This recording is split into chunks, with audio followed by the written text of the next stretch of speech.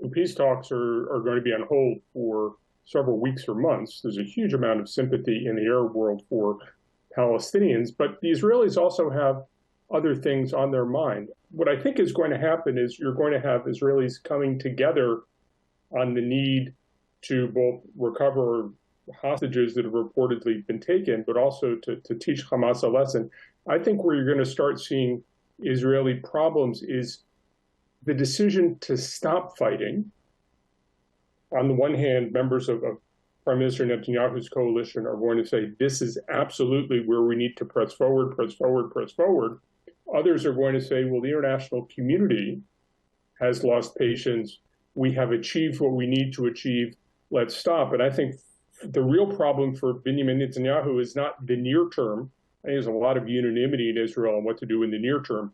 The real problem is going to come in 2, 3, 4 weeks' time when the Israelis try to figure out what's the end state of this conflict. We haven't really seen Israel with very long, sustained campaigns into Gaza, partly because they don't want to reoccupy Gaza, partly because you run out of targets, and partly because the question is, what are you really trying to do?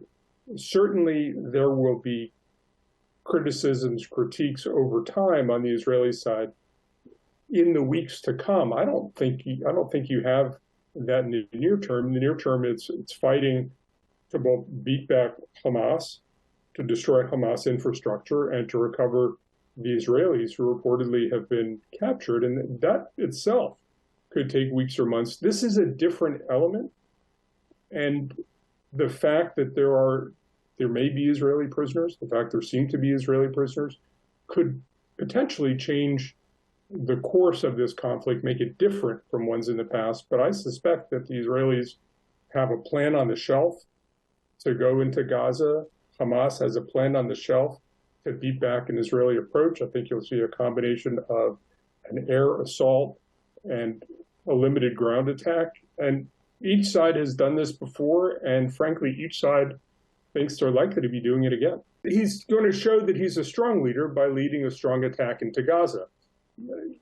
His critics on the right will say he's a weak leader for wanting to stop the attack on Gaza. His critics on the left will say he's a weak leader because he was napping when he should have been preparing for this assault. So in the near term, Netanyahu is going to appear very strong.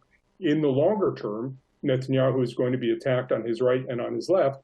But frankly, Netanyahu has been attacked on his right and his left for his entire career. And that doesn't really faze him. That's just the nature of life. Netanyahu is fighting for his political survival, as he always does.